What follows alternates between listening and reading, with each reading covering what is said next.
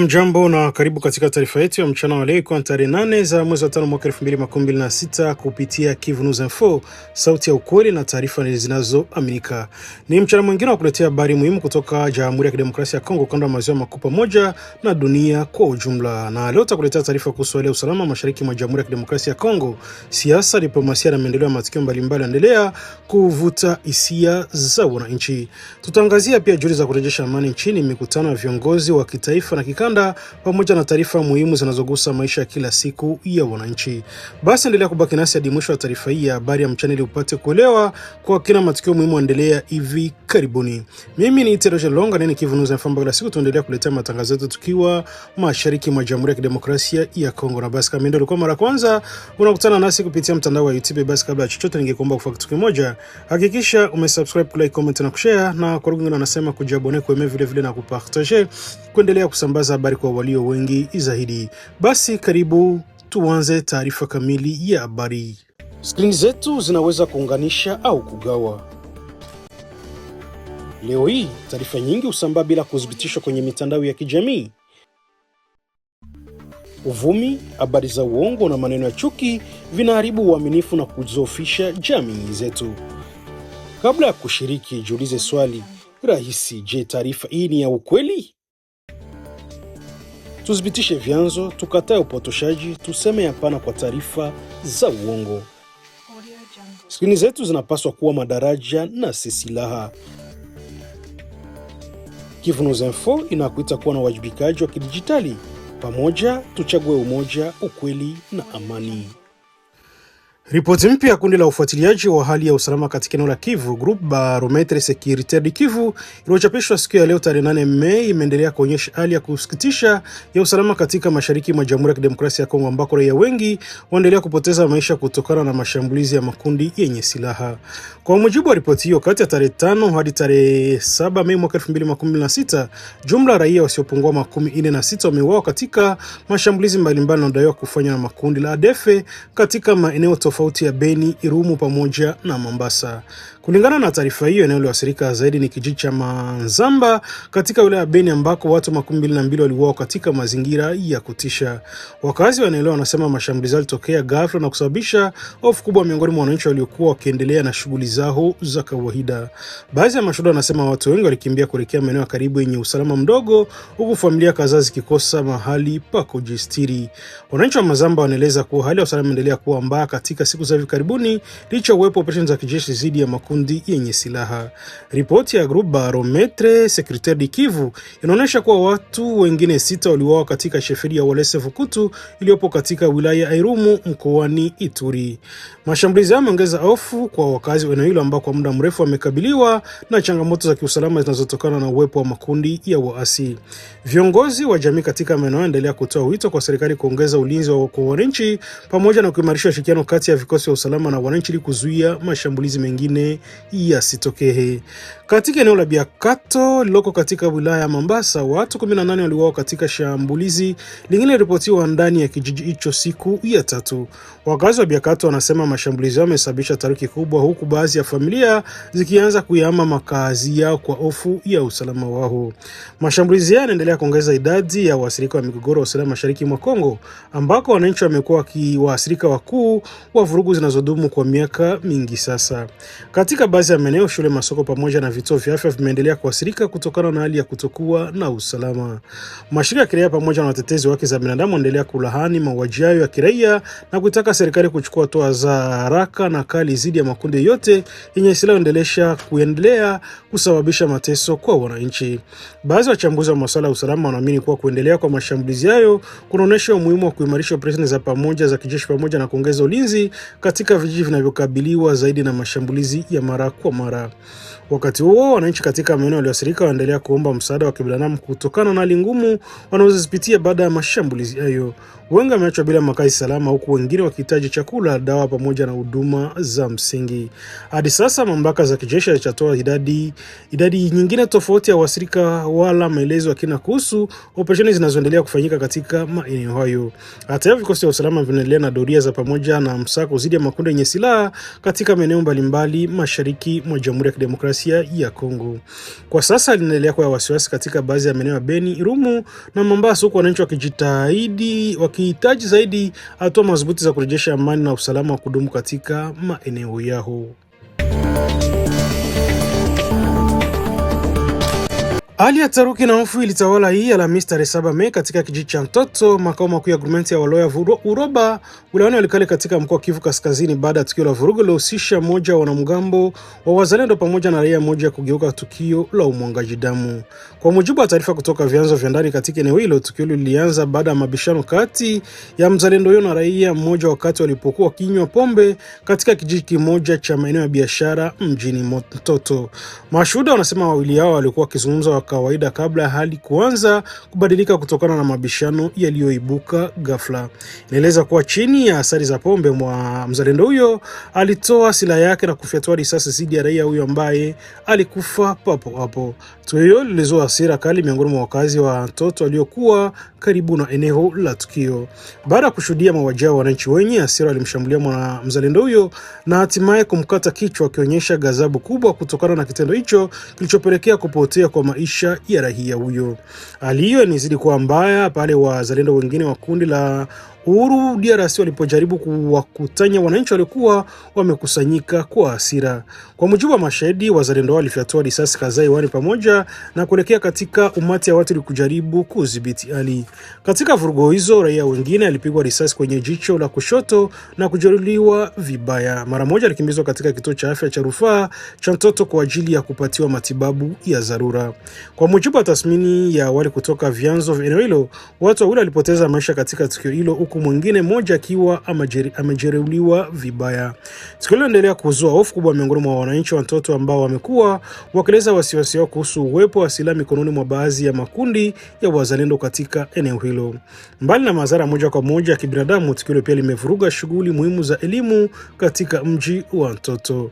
Inaripotiwa kuwa wakati ya milio ya risasi ilisikika, wanafunzi walikuwa wakifanya mitihani ya taifa pamoja na walimu, viongozi wa walimu na waongozi wengine walikimbia kuelekea porini wakihifadhi kuwa eneo hilo lilikuwa limevamiwa na kundi la waasi wenye silaha.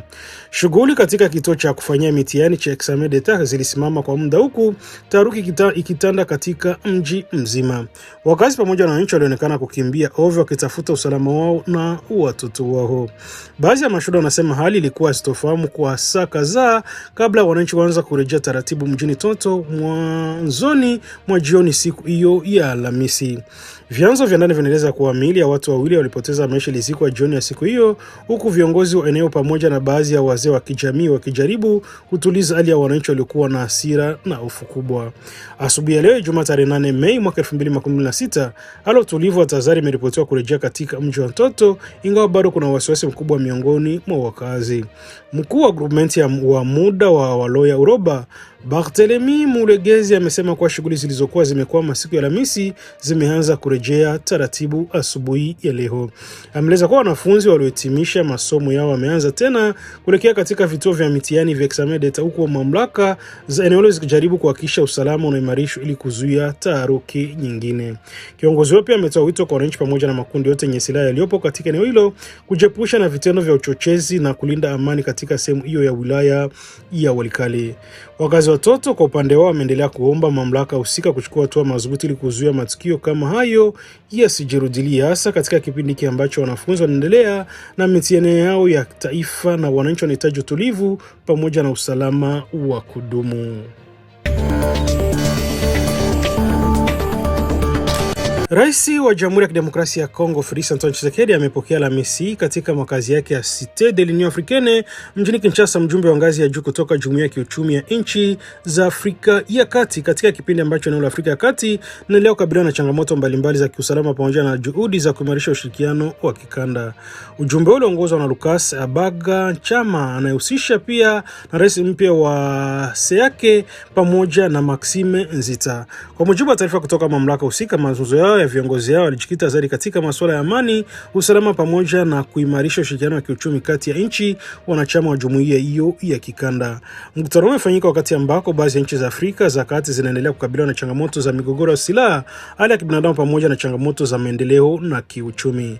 Katika mkutano huo, Rais Felix Antoine Tshisekedi aliandamana na waziri wa ushirikiano wa kikanda Floribert Anzuruni pamoja na waziri wa mambo ya nje ya Kongo Therese Kaikwamba Wagner.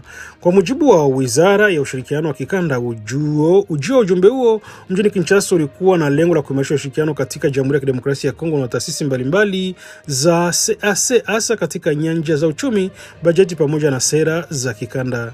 Taarifa zinaeleza kuwa ujumbe huo ulifanya pia mazungumzo na baadhi ya waziri wa serikali ya Kongo hasa wanaohusika na sekta ya fedha pamoja na bajeti kwa lengo la kujadili namna ya kuimarisha ushirikiano wa kiuchumi kati ya nchi wanachama wa jumuiya hiyo. Akizungumza baada ya mkutano huo, waziri Floribert Anzuruni amesema ziara hiyo ya kidiplomasia ina umuhimu mkubwa katika kuimarisha mifumo ushirikiano wa kikanda pamoja na maendeleo ya pamoja katika Afrika ya Kati. Kwa mujibu wa waziri huyo, kiongozi wa CAC amepata nafasi ya kubadilishana mawazo na rais wa jamhuri pamoja na mawaziri mbalimbali wa sekta pamoja, jambo ambalo linaonyesha nia pamoja kuendeleza ushirikiano wa kikanda na kuimarisha maendeleo ya mataifa ya Afrika ya Kati. Serikali ya Jamhuri ya Kidemokrasia ya Kongo inaendelea kudhibitisha kupitia mkutano huo kuwa inaunga mkono malengo ya CAC hasa katika kuhakikisha uhuru wa watu na bidhaa kusafiri kati ya nchi wanachama, kuimarisha biashara za kikanda pamoja na kuendeleza mifumo ya pamoja ya usalama.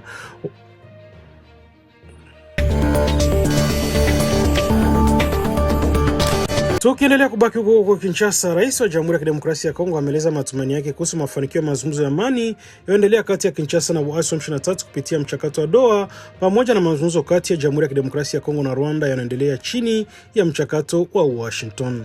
Rais alitoa kauli hiyo siku ya Jumatano tarehe 6 Mei wakati wa mkutano wake na waandishi wa habari uliofanyika katika ujumbe wa Cité de l'Union Africaine mjini Kinshasa pembeni mwa maadhimisho ya siku ya kimataifa ya uhuru wa vyombo vya habari.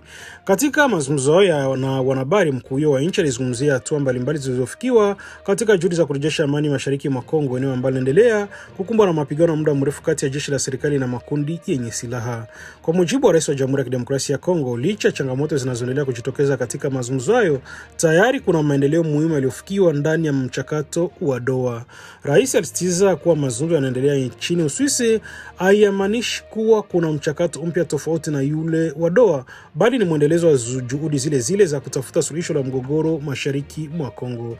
Ameeleza kutokuwa na hali ya mvutano wa kikanda pamoja na mazingira ya kimataifa, hasa mivutano inayohusiana na Iran. Mamlaka za Qatar ziliona ni vyema baadhi ya majadiliano yaendelee kwa muda nchini Uswisi kwa sababu za kiusalama. Kwa mujibu wa Rais Tshisekedi, tayari pande zote zinazohusika zimeweka kufikia makubaliano kuhusu usitishaji wa mapigano, hata kama amesema upande wa pili unaendelea kukiuka baadhi ya vipengele vya makubaliano hayo. Amesema makubaliano mengine yaliyofikiwa yanahusisha kubadilishana wafungwa pamoja na kufungua kwa njia ya misaada ya kibinadamu katika maeneo yaliyoathiriwa na mapigano. Kiongozi wao amesema bado kuna vipengele vingine kadhaa vinavyopaswa kujadiliwa kabla kufikia hitimisho kamili ya mazungumzo hayo, lakini akaeleza kuwa hali hiyo ya kawaida katika mchakato wote wa amani. Katika hotuba yake, Felix Antoine Tshisekedi aliendelea kuishtumu Rwanda kwa kufanuika kwa muda mrefu na rasilimali za Jamhuri ya Kidemokrasia ya Kongo kupitia kile alichokiita uporaji wa mali za nchi hii kwa kipindi cha takriban miaka 13. Rais huyo amesema uchumi wa Rwanda unaendelea kwa muda mrefu kutokana na rasilimali zinazotoka mashariki mwa Kongo, huku akidai kuwa picha ya mafanikio ya kiuchumi ya Rwanda inayotangazwa kimataifa ionyeshi kwa ukweli kamili wa chanzo cha maendeleo hayo. Ameeleza kuwa serikali ya Jamhuri ya Kidemokrasia Kongo itaendelea kuchukua hatua mbalimbali za kufungua njia zote zinazotumiwa katika usafirishaji haramu wa rasilimali za nchi, akidai kuwa muda mrefu shughuli hizo zilifanyika kwa ushirikiano kwa baadhi za nguvu za kimataifa.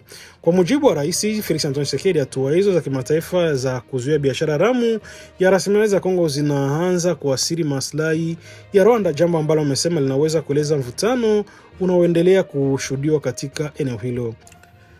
Hata hivyo, rais amesema kuwa anaendelea kuwa na matumaini kuwa mazungumzo hayo yatafikia mwisho mzuri licha ya changamoto zinazotokeza mara kwa mara kutokana na hali ya mapigano mashariki mwa nchi. Kuhusu mchakato wa Washington kati ya Kinshasa na Kigali, Felix alisema makubaliano yaliyosainiwa chini ya usimamizi wa Marekani yana wajibu mkubwa kwa pande zote mbili kuyaheshimu. Ameeleza kuwa wakati wa kusaini makubaliano hayo mjini Washington, viongozi wa Marekani waliweka wazi kuwa heshima ya Marekani imeshushwa moja kwa moja na utekelezaji wa makubaliano hayo. Rais huyo amesema hakuna upande uliolazimishwa kusaini makubaliano hayo, hivyo ni muhimu kwa kila upande kuheshimu ahadi zake ili kulinda uaminifu wa juhudi za kimataifa za kurejesha amani. Kwa mujibu wa Rais Felix Antoine Tshisekedi, hatua za vikwazo vya kimataifa vinavyoanza kuchukuliwa dhidi ya Rwanda ni jambo ambalo Kongo imekuwa ikiomba tangu mwaka wa 2022 wakati vita hivyo vilipoanza kushika kasi. Amesema anaunga mkono kuendelea kwa vikwazo hivyo, akiamini kwa vinaweza kusaidia kurejesha amani, kudhibiti umoja na kulinda mipaka ya Jamhuri ya Kidemokrasia ya Kongo. Wakati huo, duru ya mazungumzo iliyofanyika nchini Uswisi tarehe 13 hadi tarehe 17 Aprili kati ya wawakilishi wa serikali ya Kongo na M23 kwa ushiriki wa Marekani, Qatar pamoja na Togo kama mpatanishi wa Umoja wa Afrika ilionekana kuwa fursa kufufua mchakato wa dola uliokuwa umekwama tangu Novemba mwaka 2025. Hata hivyo, licha ya matumaini hayo, hali ya usalama mashariki mwa Kongo inaendelea kuwa mbaya, huku mapigano yanaendelea katika baadhi ya maeneo na pande zote zikiendelea kutumiana kwa kukiuka usitishaji wa mapigano. Muda wa siku 10 uliokuwa umewekwa kwa ajili ya kuachiliwa kwa wafungwa kama tu ya kujenga imani kati ya pande hizo ulimalizika bila mateka wote kuachiliwa, jambo ambalo linaongeza wasiwasi kuhusu mwenendo wa mazungumzo hayo. Katika mazingira hayo, wachambuzi wa siasa na usalama wanaendelea kufuatilia kwa karibu mwenendo wa mchakato wa Doha na Washington, huku wakisisitiza kuwa mafanikio ya mazungumzo hayo yatategemea zaidi utekelezaji wa vitendo vya makubaliano yaliyofikiwa na pande zote husika.